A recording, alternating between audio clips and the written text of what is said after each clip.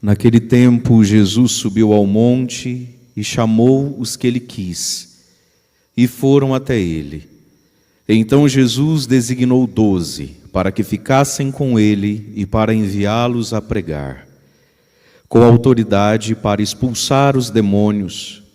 Designou, pois, os 12, Simão, a quem deu o nome de Pedro, Tiago e João, filhos de Zebedeu, aos quais deu o nome de Boanerges, que quer dizer filhos do trovão, André, Filipe, Bartolomeu, Mateus, Tomé, Tiago, filho de Alfeu, Tadeu, Simão, o cananeu, e Judas Iscariotes, aquele que depois o traiu. Palavra da salvação. Glória a vós, Senhor.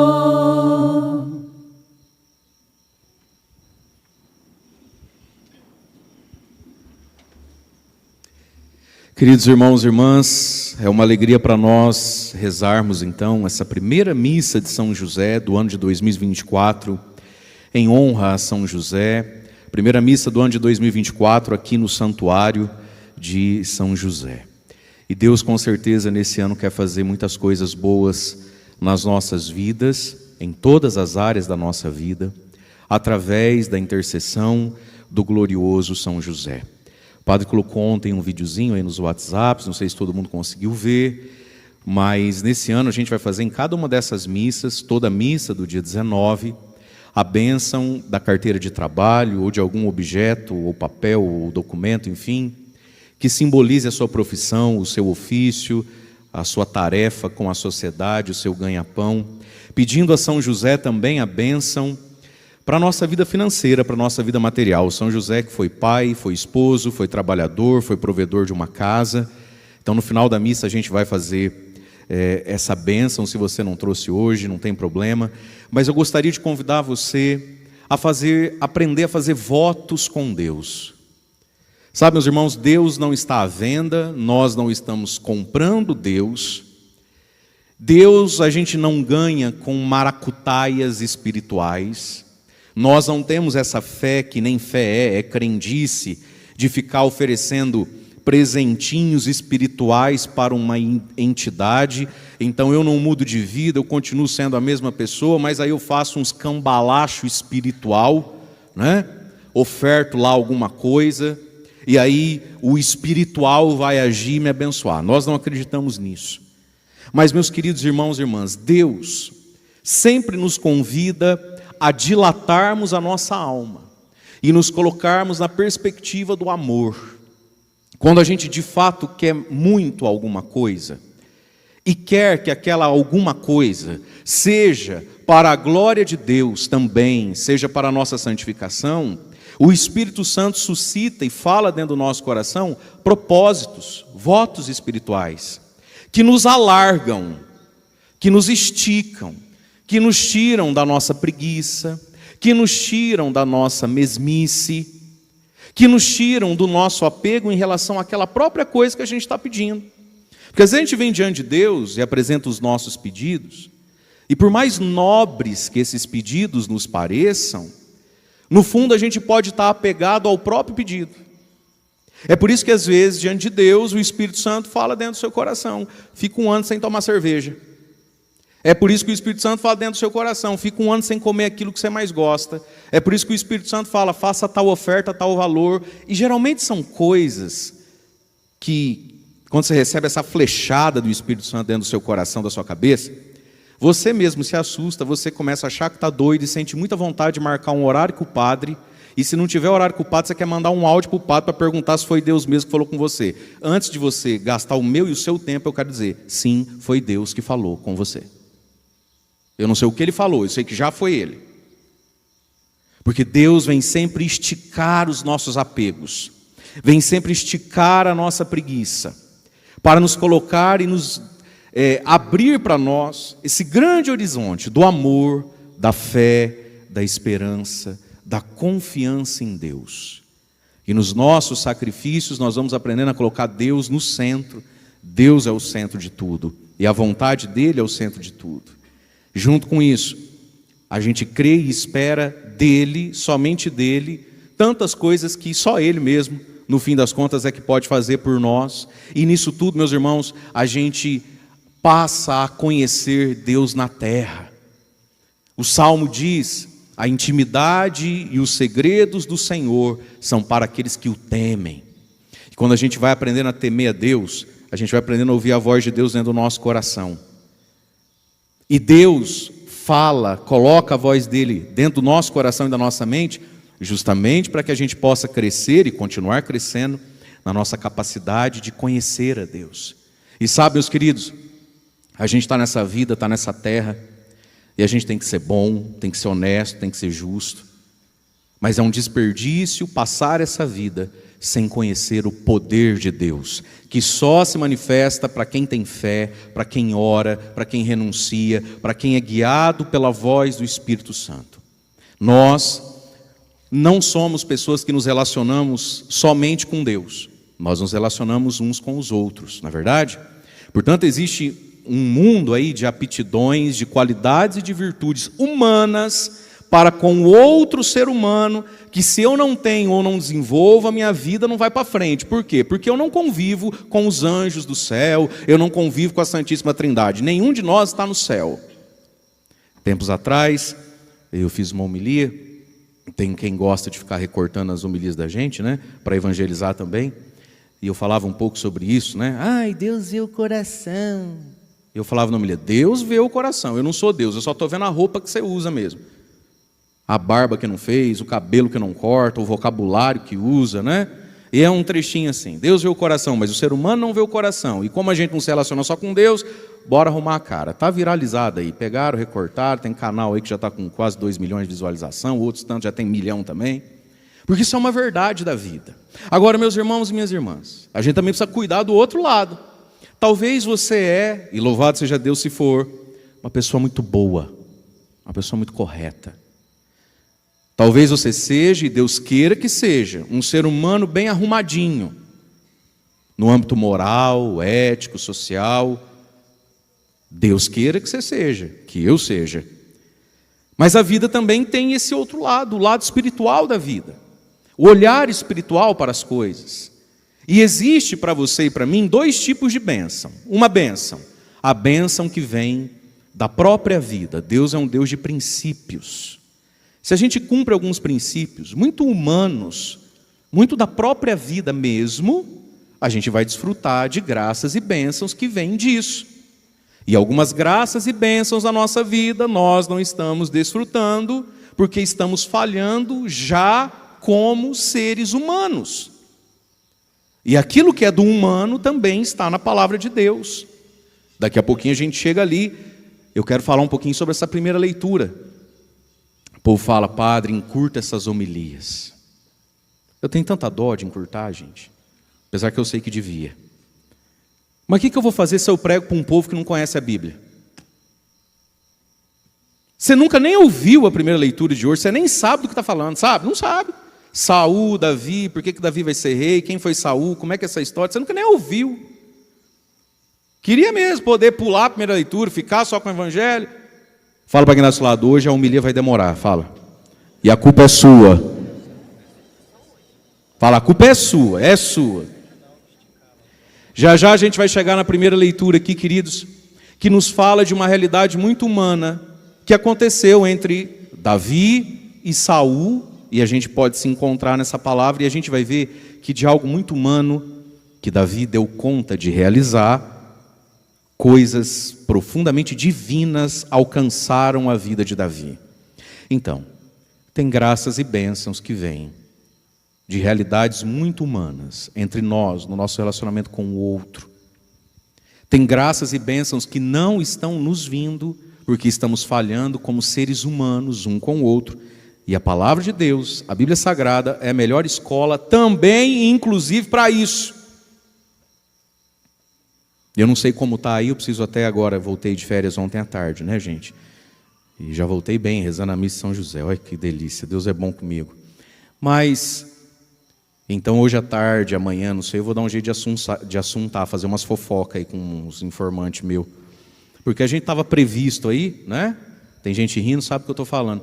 A gente estava previsto aí para essa virada de ano, a entrada de janeiro, 7 a 8 divórcios nessa cidadezinha aqui. Tudo gente que todo mundo conhece, porque no Piquiri, né? Todo mundo conhece. Vocês sabem que vocês que vêm de fora, a gente bate o olho e sabe que vocês não são daqui. Não é? Nunca vi antes, um povo que tem uma cara de quem tem mais dinheiro do que nós, né? Você olha assim, você fala, não mora aqui não, né? Não mora aqui não.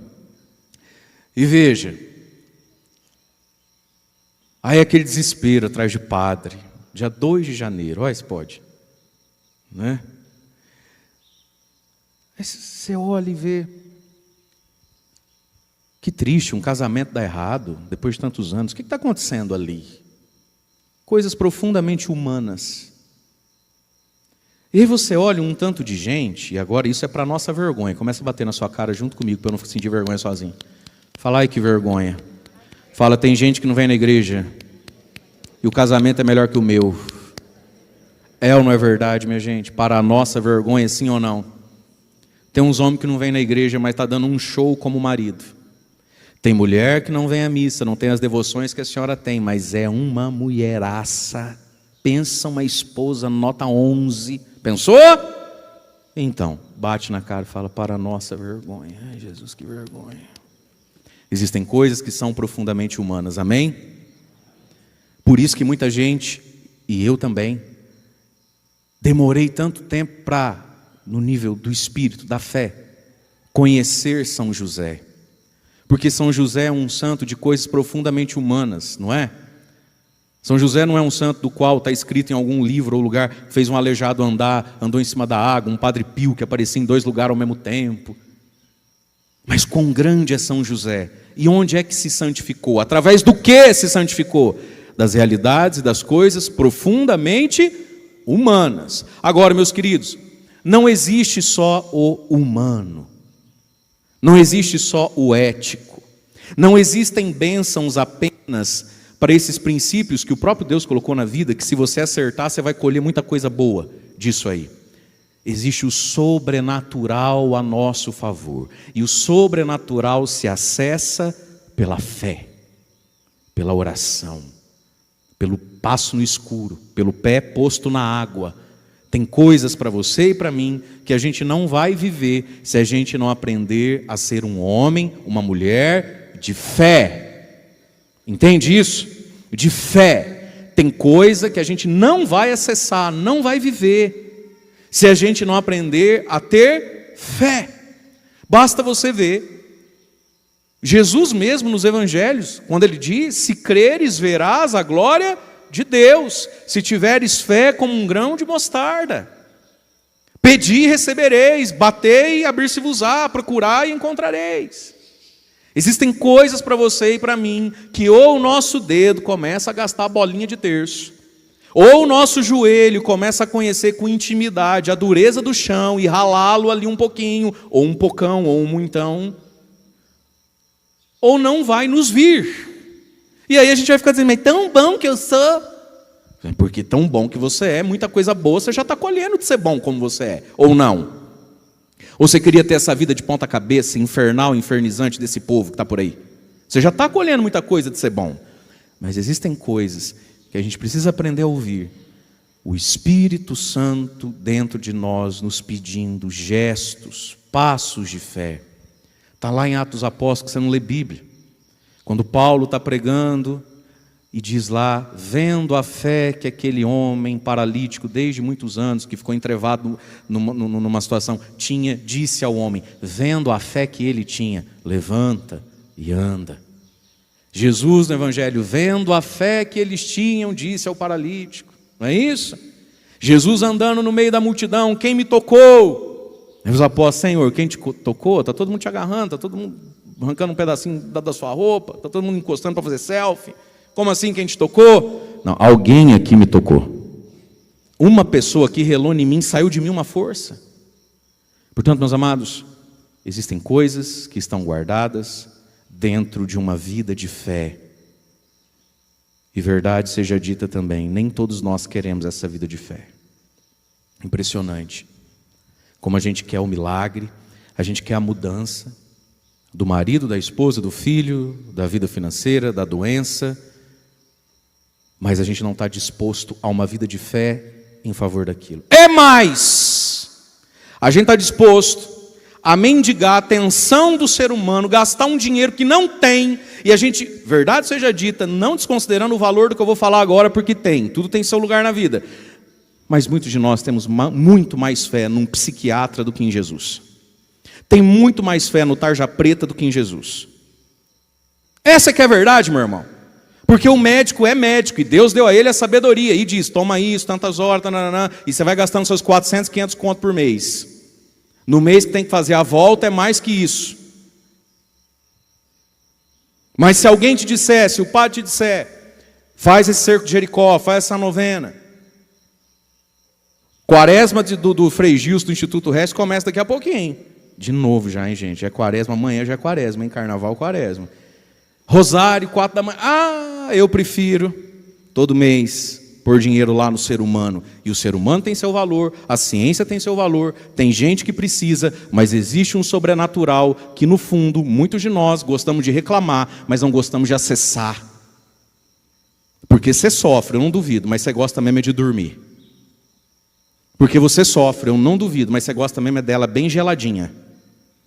Porque você sofre, eu não duvido, mas você é manhoso. Essa que é a verdade.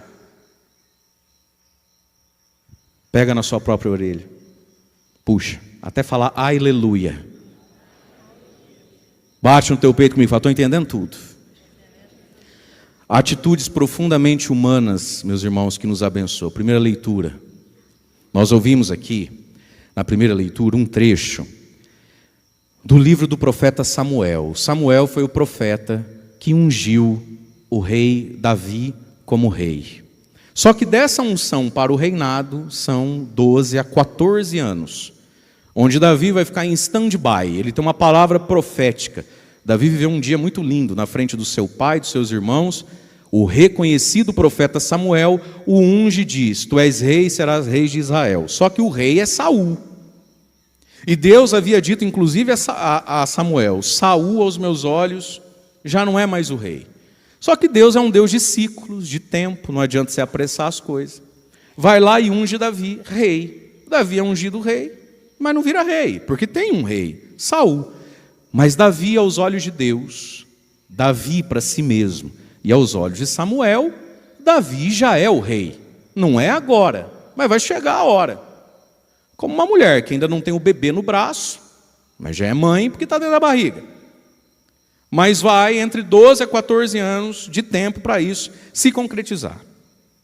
O rei Davi, então, tem uma palavra de Deus sobre ele, algo extremamente espiritual, sobrenatural. Ele chega em casa um dia, está lá Samuel, que tinha chegado na casa do pai de Davi e falado assim, Deus me falou que um filho teu eu vou ungí-lo como rei de Israel. Aí o pai de Davi começa a apresentar os filhos e Deus já fala no coração de Samuel, não é esse aí não se engana com ele.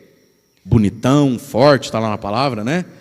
Alto, musculoso, bonito, de boa aparência, igualzinho Saul. Era como se Deus falasse assim, você já não viu que o Saul deu errado? É claro que não é a cópia do Saul, não é esse, não é esse. Aí Samuel diz para o pai de Davi, olha, não é nenhum desses aqui, você não tem outro filho, não? O que o pai do Davi fala? Ah, tem, o Davi Júnior, está cuidando das ovelhas. Samuel diz, a gente não vai sentar para comer enquanto eu não ver esse menino. Aí quando o Davi chega, cheirando cabrita, carneiro, ovelha e bode, tudo suado, Samuel fala, é esse, e o unge, e diz lá então, preste atenção nisso, que o Espírito do Senhor se apoderou de Davi. Tá, agora vai e conta para o povo, gente, eu sou rei, que o Samuel fez uma oração na minha cabeça, e falou assim que Deus mostrou no coração dele que eu sou rei. Davi tinha uma palavra, Davi tinha uma promessa, certo? Deus vê o coração, e essa frase está lá no livro de Samuel, no dia da unção de Davi.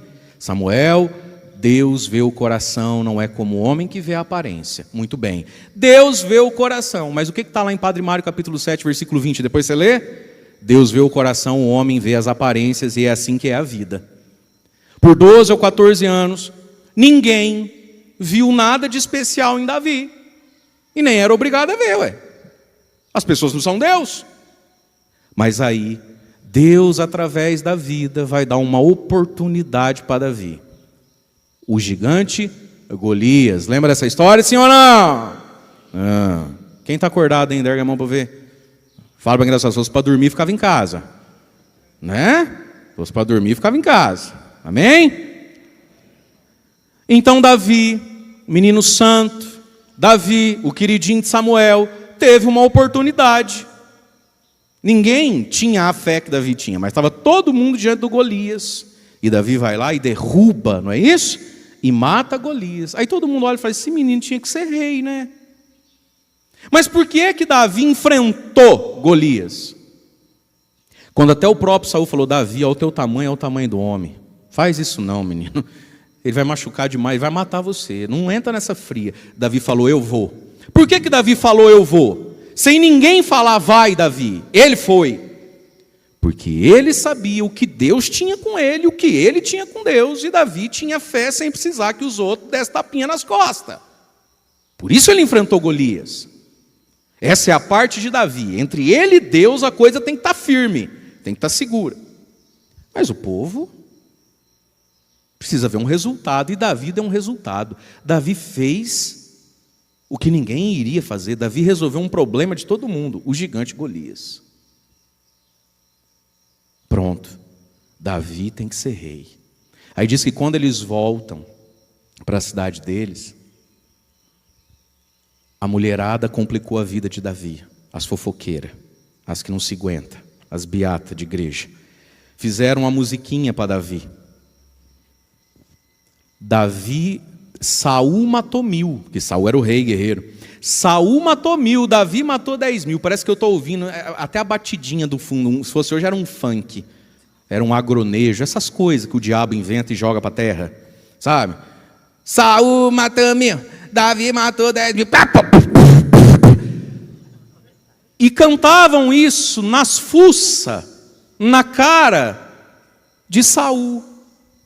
E diz a palavra, Saul então se encheu de inveja e de medo de Davi. Davi nunca quis fazer mal para Saul. Davi não quis que Saul morresse antes da hora para ele ser rei. Davi era um amor de pessoa. Quem complicou foi o fã-clube dele, que começou a falar dele para o Saul. Ai, Saul, você matou, mas o Davi matou um gigante maior que você, né, Saul? Você conhece esse tipo de gente idiota, besta? Conhece gente assim? Já passou por isso? Nossa, você tá gorda? Tua irmã que tá bonita, né? Emagreceu. Fala isso pra gorda. Fala pra engraçado, eu queria ter um alicate para arrancar sua língua. O mundo ia ser melhor. E aí então diz a palavra que Saul se encheu de inveja, raiva e medo de Davi. Começou a ver em Davi um inimigo. Davi já está pronto para ser rei? Ainda não. Ele é um homem de fé, ele está ungido. Ele teve uma atitude muito humana, que todo ser humano tem que ter, chamado coragem. Diga comigo, coragem. Fala comigo, vencer a timidez. Davi venceu a timidez e foi corajoso. Ele enfrentou um gigante na frente dos outros. Ele podia ter pagado um mico naquele dia. Entrado para a história como um idiota, um maluquinho. Corajoso, venceu a timidez. Não ficou apegado diante do gigante, dizendo, mas no dia que eu fui ungido, meu pai nem lembrou de mim, que meu pai sempre preferiu o Júnior. Para de chorar! Mata o Golias. Aí o povo tudo quer que Davi vira rei. Só que Davi precisa passar por um funil. O funil da nobreza de alma, que se manifesta no respeito e no perdão. Saul então começa a perseguir Davi, e eis então o trecho da leitura de hoje. Saul está perseguindo Davi, e diz a palavra que Saul tomou consigo 3.000 homens para ir atrás de Davi. Davi tinha um pequeno grupinho de seguidores, do tipo soldadinhos também, em favor de Saul. E por momento algum Davi pensou em pegar aqueles soldadinhos dele e se rebelar contra Saul de modo algum. Mas Saul está encafifado. Por quê? Saul matou 1000, mas Davi matou 10.000. Você quer fazer a vida de uma pessoa virar um inferno e elogiar muito ela em público? Elogia para você ver. Por isso que nem vou elogiar o salmo da Maria Vitória hoje, que foi lindíssimo, que é para a vida dela não virar um inferno. E aí então Saul está perseguindo Davi. E aí acontece a cena de hoje. Olha o que diz a palavra. Que eles estão fugindo. Havia ali uma gruta onde Saul entrou, uma gruta muito escura. Lá dentro não se vê nada. E Saul entra ali para fazer e satisfazer as suas necessidades.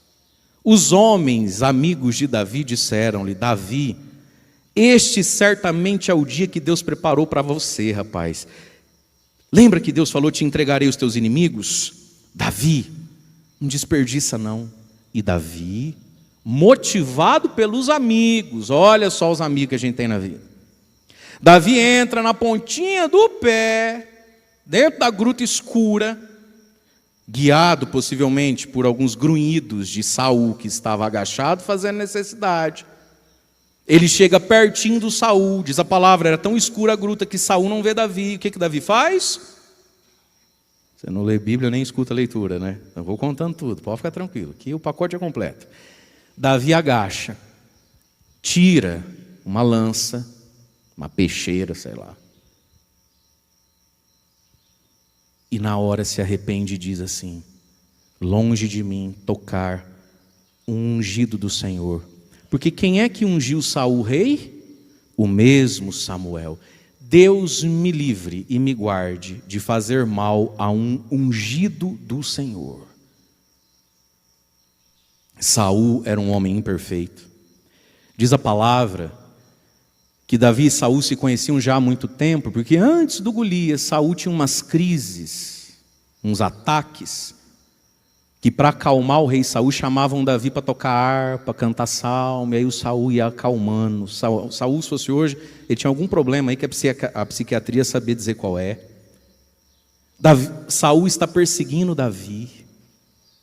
Saul é uma ameaça a Davi. E Saul está no momento humano mais íntimo, com as calças arreadas, fazendo o número 2. E todo mundo dizendo: Davi, é agora, filho. Só pode ser de Deus isso. Resolve isso, entra lá dentro. Você matou Golias, um homem com as calças arriadas, é mais fácil, vai lá e termina com Saul, tua vida vira uma paz. Mata aquele que está ocupando o teu lugar. Gente, é tão demoníaca essa voz, mas ela existe dentro de muitas pessoas que estão na fila da comunhão. Fulana está no meu lugar, fulano está no meu lugar, desgraçada vai ver só. É ou não é? E os homens sabem ser perverso também. Às vezes o padre usa de uns exemplos com a temática mais feminina. Primeiro, porque a maioria que está na igreja é mulher. Segundo, porque vocês são complicadas mesmo. As mulheres que vêm na igreja, sangue do cordeiro, elas dão trabalho também. Terceiro, porque fica mais desenhado e caricato e todo mundo entende. Mas homem, quando quer ser perverso, também sabe. Está no meu lugar, vai pagar, o que é dele está guardado. E aí então, Davi se arrepende e faz o quê? Corta um pedacinho, né? Diz ali, da capa de Saul, sem que Saul perceba. E vai lá para fora, e do alto de uma montanha, Saul sai, tudo aliviado. E Davi lá do alto da montanha grita: Saul! É o eco do vale. Saul! E Saul se apavora e fala: é Davi, veio me matar. E aí você ouviu a leitura: Saul, está faltando nada na sua túnica, dá uma olhada, olhada.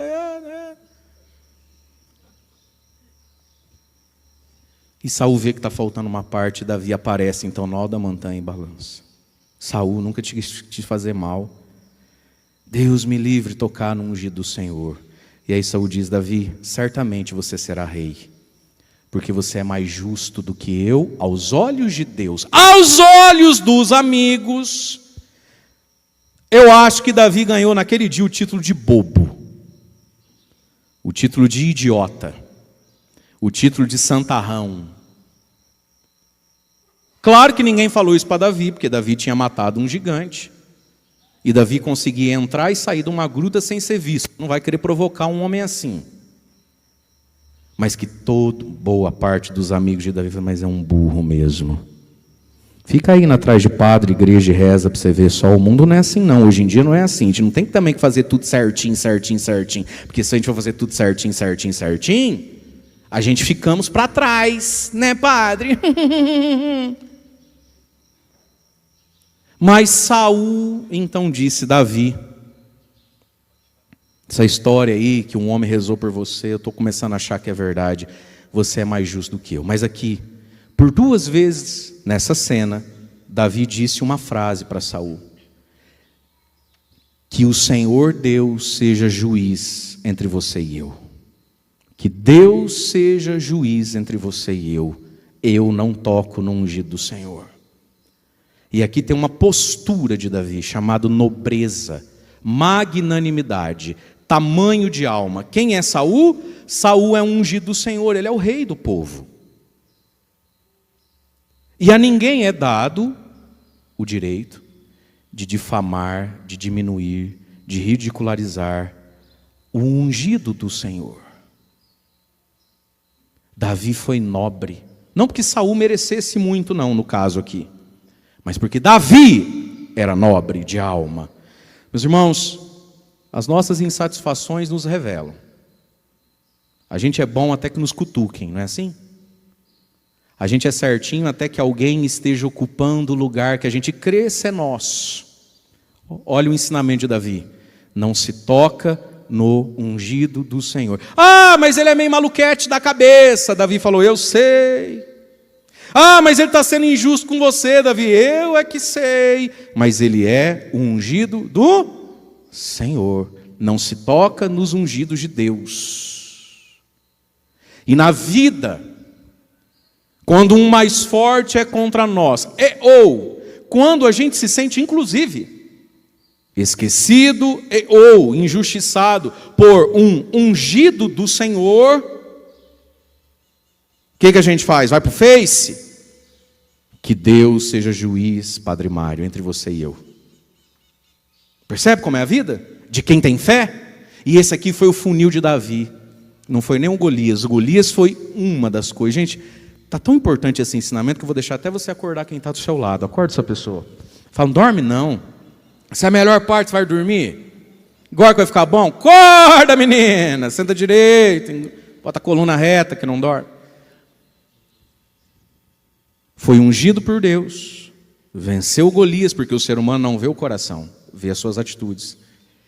Mas ele teve o desafio maior da vida dele, que não foi o Golias, foi Saul.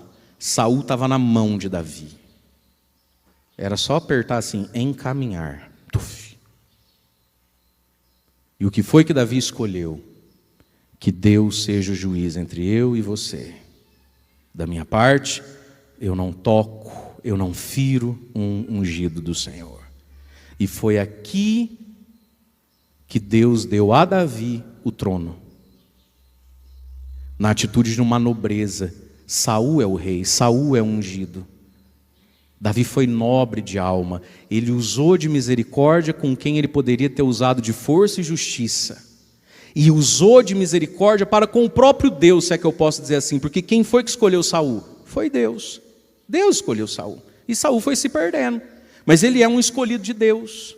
Meu irmão, quando você fala mal da igreja, quando você fala mal do padre, você está falando mal de Deus, você está diminuindo o nome de Deus na cabeça e no coração das pessoas. Quando você emburra com Deus ou com a vida, sabe lá Deus por qual motivo que seja seu, e diz assim: também não vou mais na igreja. Você está dizendo, diante às vezes de um adolescente, de um jovem, de um filho seu, que é para ele também não ir. Você lá sabe o que essa criança, seu filho, sua filha, vai enfrentar ao longo da vida, e quão necessário vai ser para ele um dia a igreja, que você, com as suas coisas mal resolvidas dentro de você, está incutindo de preconceito, bloqueio e barreira dentro da pessoa. Deus me livre tocar em um ungido do Senhor. Tempos atrás eu falei aqui, o povo acha que é mentira, mas é verdade, gente. De uma mulher que veio para se confessar, abriu o coração, estava muito necessitada, e lá pelas tantas ela falou assim: porque já tem, sabe lá Deus quantos anos que ela não vem à igreja. Ela nunca já foi muito membro de igreja, mas ela não vinha na igreja, porque um dia o marido dela chegou em casa, dia de ano novo, encapetado. O homem estava bufando. Porque me viu na cidade, dia de ano novo, andando num carro mais elegante que o carro da paróquia. E ele na hora, sabichão como é, jurou, trocou o carro. Olha o carro. Era o carro do meu irmão, que veio passar ano novo comigo. E eu precisei ir no posto de gasolina buscar um pacote de gelo. Qual o calor que faz em janeiro nesse Piquiri? Geladeira não gelava. Falei, não, eu vou lá. Vai com o meu carro, que está na frente, mais fácil. Aí catei o carro do meu irmão, fui, voltei. Um homem viu, chegou em casa. Porque era papapá, pipi. E há quanto tempo essa dona precisando da orelha do padre para ouvir e da mão do padre para abençoar. Mas quem é esse padre? Está toda cheia de bloqueio. Quem colocou esse bloqueio nela? 2. Passo 2. Ainda que aquele carro fosse meu, ainda que aquele carro fosse meu, ai de mim tocar no ungido do Senhor.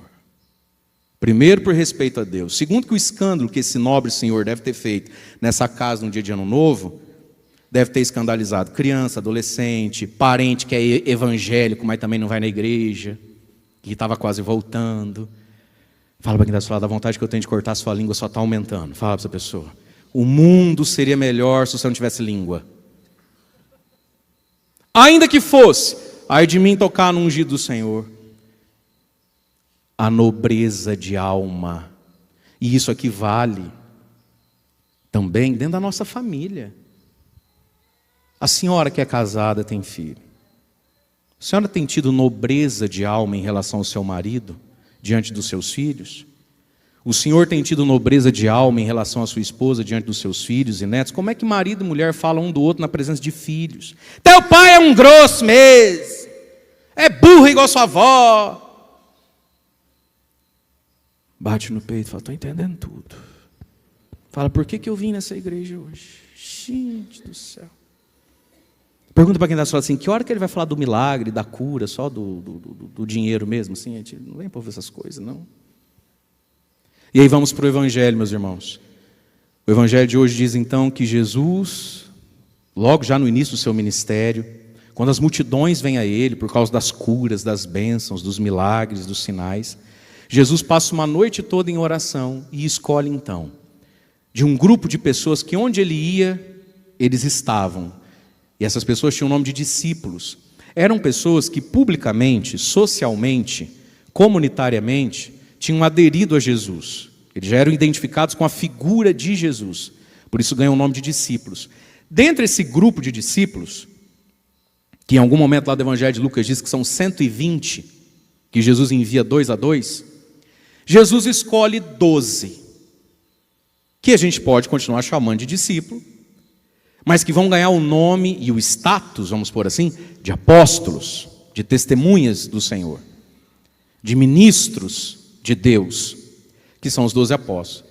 Diz lá que ele orou a noite toda, quando ele desce ali do monte, tem uma multidãozinha, desses ele escolhe 12, são os 12 filhos de Jacó, as 12 tribos de Israel, é o novo povo de Deus, que agora não é mais feito por herança sanguínea, de quem que você é filho, de Jacó, de Efraim, não, mas é o novo povo de Deus, que é a igreja feita sobre a fé, mas é uma fé que não está a par, independente dos 12, desses novos patriarcas, que são os apóstolos.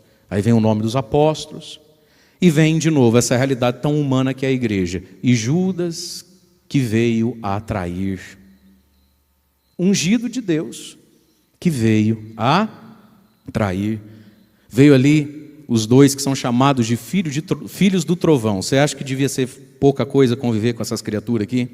Diz ali a palavra, né? Tiago e João, filhos de Zebedeu, que Jesus colocou o apelidinho de Boanerges, que significa filhos do trovão. Devia ser esses malucos que vivem infernizando a gente na internet, assim, tinha de um tudo andando com Jesus.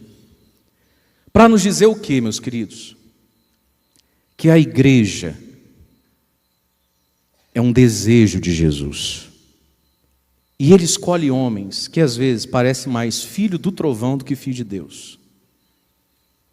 Escolhe homens que, se não cuidarem de si mesmos, viram um Judas Iscariotes, mas ele quis 12 e colocou a fé ao redor e em contato com o vínculo nosso com os 12, com a igreja. Não tem fé sem igreja, não tem fé sem sacramento, não tem fé rezando do seu jeito, debaixo do seu chuveiro. Jesus escolheu 12 homens, aos quais deu um ministério, um sacramento chamado ordem, sacerdócio.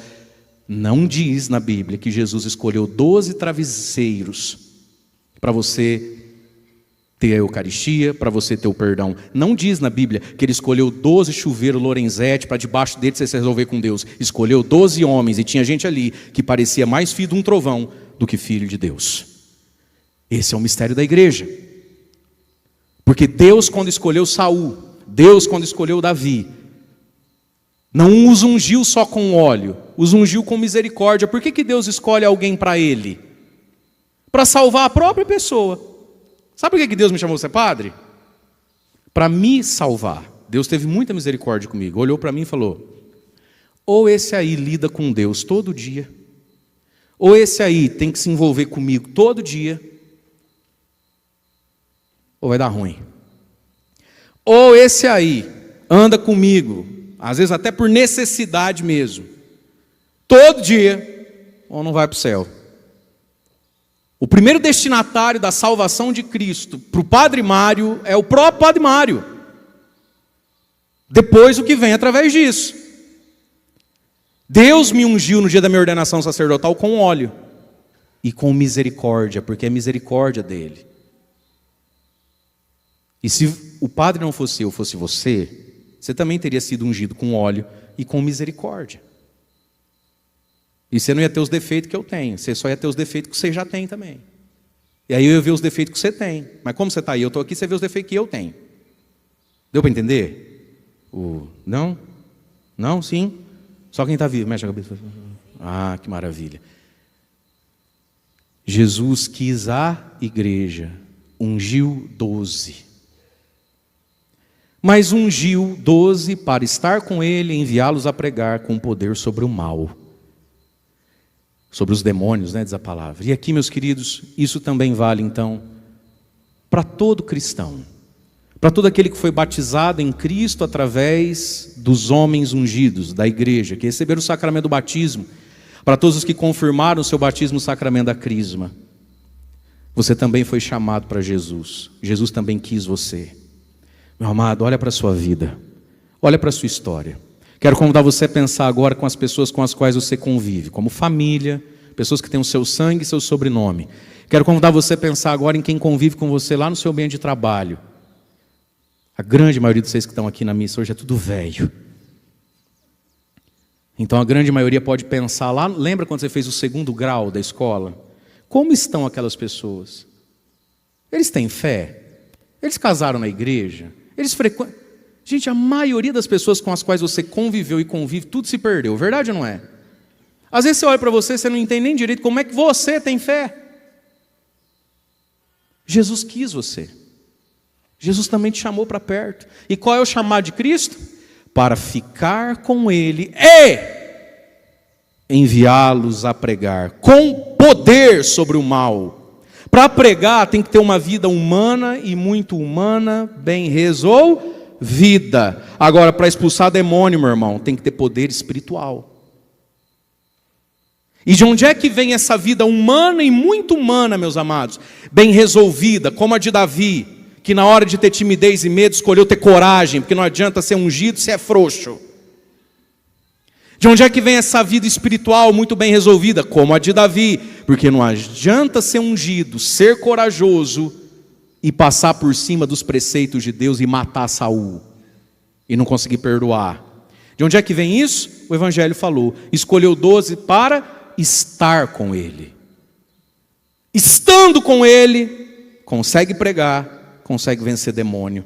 Estando com Jesus, a gente consegue sair da missa e trabalhar, lidar com as pessoas, lidar com a gente mesmo.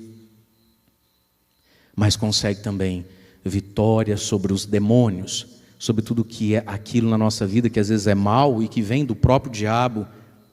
Consegue na nossa vida viver coisas que só as sementinhas que a gente precisa lançar, da ética, da moralidade, do empenho, do suor.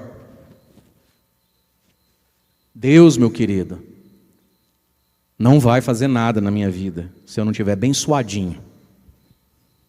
Fala para quem está suado, é preciso suar. É preciso suar.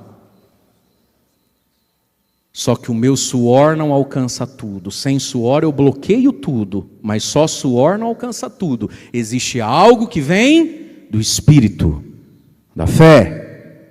E nós corremos o risco de virar uma igreja cheia de gente boa, de gente queridinha. Existe um lugar na fé, meus irmãos, um patamar, e a gente pode chegar lá. Como? Estando com Ele. Onde é que se está com Ele? Onde é que Ele está? Ele está na oração diária. Ele está na palavra de Deus todos os dias. Onde é que Ele está? Ele está agora dando ouvidos ao glorioso São José. Por isso que a gente reza São José, porque onde é que Jesus está? Jesus está falando assim, oi pai, o que o senhor veio pedir hoje?